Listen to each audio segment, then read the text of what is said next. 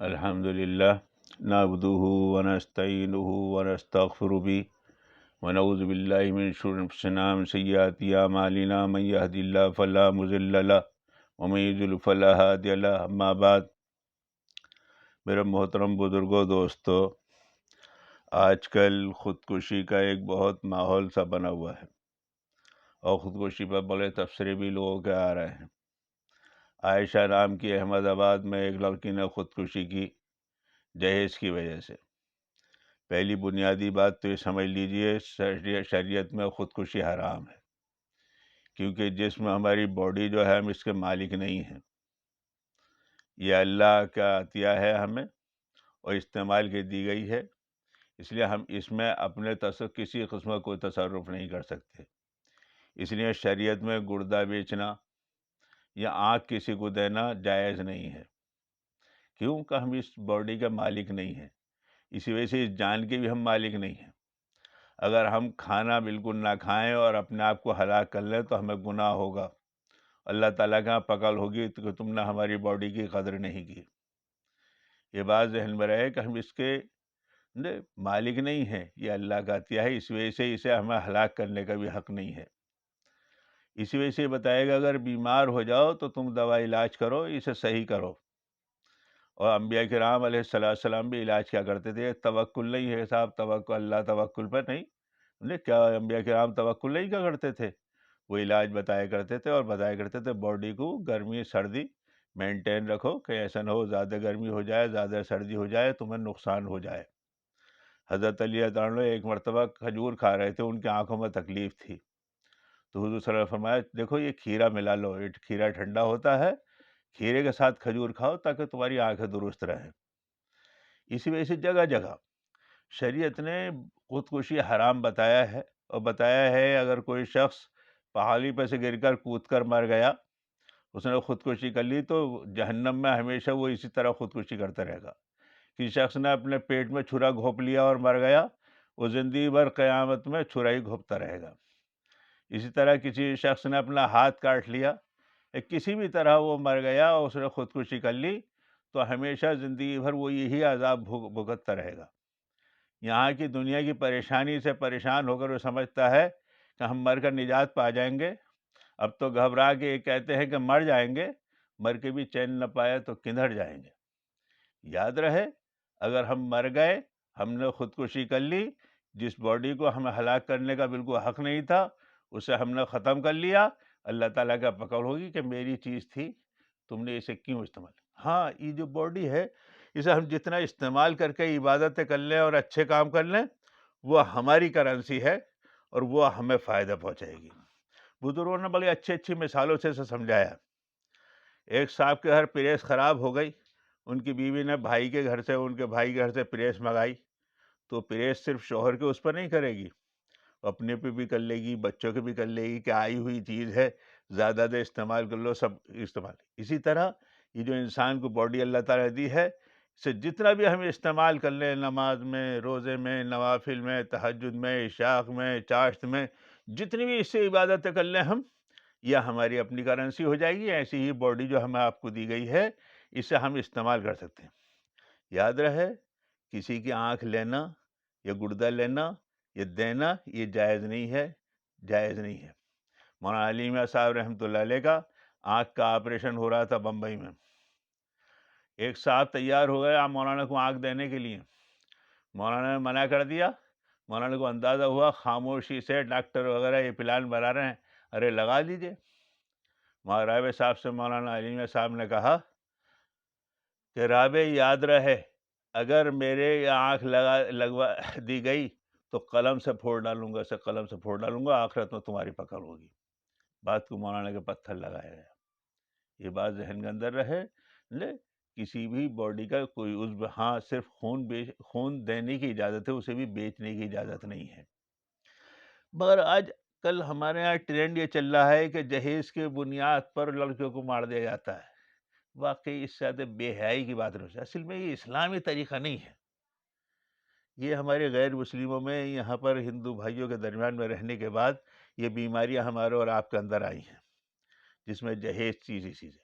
اسلام تو بالکل سیدھا سادہ مذہب ہے، اس میں سے حضور نے فرمایا اعظم النکاح برکتاً ایسر مؤونتاً، سب سے بابرکت نکاح وہ جس میں سب سے کم خرچہ ہو، بابرکت نکاح ہوا۔ عرب کنٹری میں تو ان چیزوں کو جانتے نہیں۔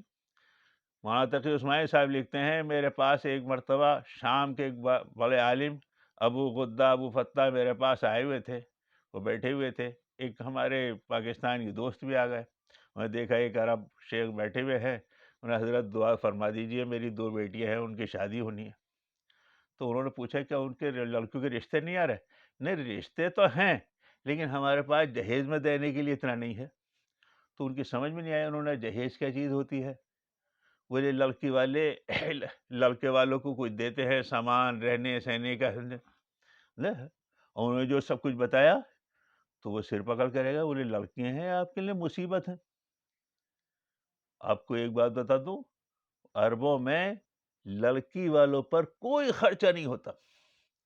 لڑکی کا والد بھی جو کچھ سامان خریدے گا، چونکہ وہ جانتا ہے میری لڑکی کو کن کن چیزوں کی ضرورت ہے، تو داماد جو ہے ان کا وہ پیمنٹ کرے گا کہ لیجیے آپ اپنے پیسوں سے اپنی بیٹی کا سامان خرید لیے، اسے کس کس چیز کی ضرورت ہے وہ مزاج کو جانتی ہے، وہ داماد پیمنٹ کرے گا اس کا، ایک پیسہ کا خرچہ نہیں ہوتا۔ میں ایک اپنا ذاتی تجربہ بتا دوں، میں ایک پریس میں وہاں پر تھا، ایک شخص روزانہ آیا کرتا تھا ایک پریس میں، ایک صاحب کام کرنے کے، نوجوان بڑا خوبصورت خوبرو لڑکا، وہ 80,000 ریال کو کہتا تھا ان سے، وہ کہتا تھا نہیں 1 لاکھ ریال لوں گا، 80,000 ریال 1 لاکھ ریال لوں گا۔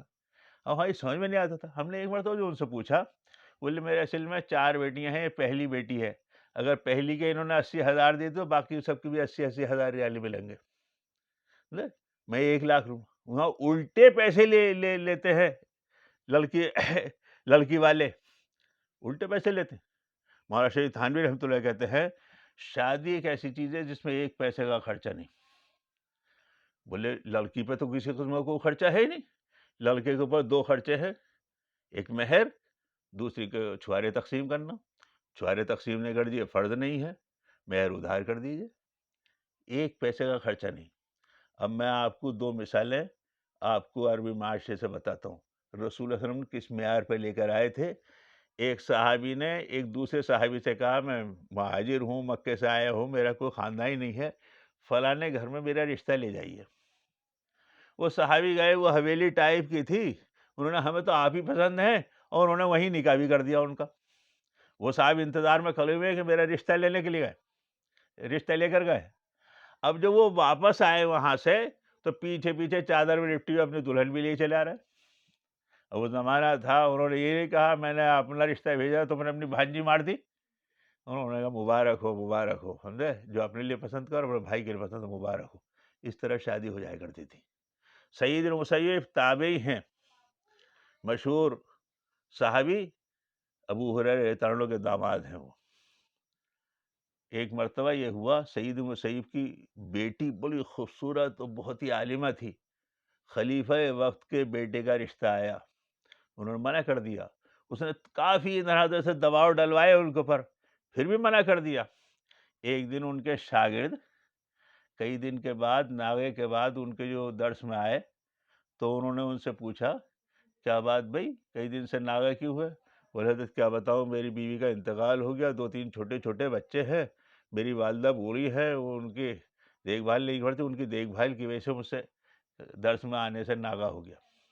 بولے عصر کی نماز یہیں پڑھ لینا۔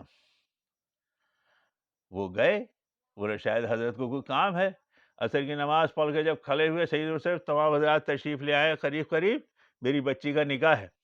بولے ارے استاد محترم کی بیٹی کا نکاح ہے، وہ انہوں نے بلایا یہاں پر خردار آگے، اور اپنی بیٹی کا نکاح ان کے ساتھ کر دیا۔ وہ بڑے حیرت میں، بولے حضرت میرے تو اس وقت حالات نہیں ہیں رخصت کرانے کے، 2-4 دن بعد رخصت کرا لوں گا۔ بولے جاؤ۔ رات کو 10 بجے کسی نے ان کا دروازہ کھٹکھٹایا، وہ سمجھ گئے شاید انہیں غلطی کا احساس ہو گیا، یہ خلا لینے کے لیے مجھ سے آئے ہیں، انہیں حضرت مجھے بلوا لیا ہوتا، رات میں اس وقت کیسے حاضر ہوئے؟ تو انہوں نے کہا ایسا ہے، یہ بیٹی میری پیچھے کھڑی ہوئی ہے چادر میں لپٹی ہوئی، آج کی رات تم اکیلے کیوں بچوں کے ساتھ رہو، آج کے ساتھ یہ بھی رہے۔ وہ بیچاری گھر کے اندر داخل ہوئی، ان کی والدہ نے دیکھا، کہا پہلے چھت پر چل کر اعلان کرو محلے والوں سے کہ دیکھو سیدنا مسیب تابعین ہے، اپنی بیٹی کی شادی میرے ساتھ کی ہے، وہ میرے گھر رخصت ہو کر آئی ہے، پہلے گھر پہ چل کر اعلان کرو، محلے والوں کو سب میں اعلان کرو، نکاح کا اعلان ہونا چاہیے، اعلان کرو۔ چند دن بعد جب وہ سیدنا مسیب سے ملے تو ان سے معلوم ہے سیدنا مسیب نے کیا کہا، دیکھو تمہارا پارٹنر کیسا ہے، انہوں نے بہت اچھا ہے، بولے اگر کسی بات پہ وہ غلطی کرے تو ڈنڈے سے خبر لینا، ڈنڈے سے خبر لینا اس پہ۔ ہاں، یہ والدین اس طرح کی چیزیں سکھایا کرتے تھے۔ بہرحال میرا عرض کرنے کا مطلب یہ ہے، ایسی سادگی سے شادی ہو جائے کرتی تھی، نہ ہلدی لگی نہ پھٹکری اور رنگ بھی چوکھا۔ آج ہمارے ہاں مسلمانوں میں بھی اتنی بیماریاں اس طرح کی پیدا ہو گئی، یہ جہیز وہ جہیز اور سب کچھ نخرے لڑکی والوں کو بھی برداشت کرنے ہیں، جو بارات آئی ہے ان کا کوئی داماد ناراض نہ ہو جائے، ان کا کوئی بہنوئی ناراض نہ ہو جائے، ان کا کوئی رشتہ دار ناراض نہ ہو جائے، ایک عجیب فکر ہوتی ہے، اور جواب بھی لڑکی والوں کو دینا ہے، سب کچھ لڑکی والوں کے اوپر ہے۔ اسی وجہ سے لڑکیاں پیدا ہونی بری لگنے لگی، لوگوں کو بری لگنے لگی۔ قرآن نے کہا تھا اذا بشر احدهم بالانثى ظل وجهه مسودا وهو كظيم، جب کسی کو خوشخبری دی جاتی ہے، بشارت کہتے ہیں اچھی خبر کو، جب کسی کو اچھی خبر دی جاتی ہے تمہارے گھر بچی پیدا ہوئی ہے تو اس کا چہرہ ہمارے غصے کے کالا پڑ جاتا ہے اور خون کے گھونٹ پی کے رہ جاتا ہے، خون کے گھونٹ پی کر۔ آج یہ جو زمانہ جاہلیت کا نقشہ کھینچا تھا وہ آج ہمارے ایماندار اور دیندار مسلمانوں کے چہرے پر نظر آتا ہے، کیونکہ معاشرہ ایسا خراب ہو گیا ہے، وہ جہیز وہ لین دین اس کی وجہ سے۔ اور پھر چلیے اگر انسان تھوڑی بہت اپنی بیٹی کو دیتے کوئی بات نہیں، اس کی ضرورت کی چیز دیتے، اسے دکھاوا کیا جاتا ہے، ایک دن پہلے ایک مکان میں سجا کر سب کو دکھایا جاتا ہے اور بتایا جاتا ہے جاتا ہے۔ مطالبہ تو بالکل ناجائز ہے، مطالبہ کرنے والا تو ایسا ہے ہم آپاج ہیں، لنجے ہیں، آپ اگر سلائی مشین دے دیں گے ہمارے کپڑے سل جائیں گے، آپ فریج دے دیں گے تو ہم پانی پی لیں گے، آپ واشنگ مشین دے دیں گے تو ہمارے کپڑے دھل جائیں گے، آپ موٹر سائیکل دیں گے تو ہم سوار ہو لیں گے، ہم تو بالکل آپاج ہیں، لنجے ہیں، بالکل معذور ہیں۔ کیا مردانگی ہے اس طرح کا مطالبہ کرنے کی؟ اللہ تعالیٰ ہمیں سمجھ اور فہم نصیب فرمائے، سادگی سے نکاح کرنے کی توفیق نصیب فرمائے۔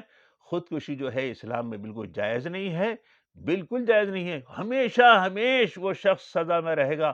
اور آخری بات بتا دوں، رسول اللہ صلی اللہ علیہ وسلم نے خودکشی کرنے والی کی نماز جنازہ نہیں پڑھائی۔ مشہور فقی امام محمد رحمۃ اللہ علیہ فرماتے ہیں کہ اگر کوئی شخص خودکشی کر لے تو عوام تو اس کی نماز پڑھ لے، لیکن امام المسلمین جو ہو یا ایسے علماء ہوں جن کا اثر و رسوخ ہے، وہ عبرت کی وجہ سے اس شخص کی نماز جنازہ نہیں پڑھیں، تاکہ لوگوں کو عبرت ہو اور انہیں معلوم ہو کہ خودکشی کتنی بری چیز ہے۔ اللہ تعالی ہمیں سب کو ان چیزوں سے بچنے کی توفیق نصیب فرمائے۔ وآخر دعوانا الحمدللہ رب العالمین۔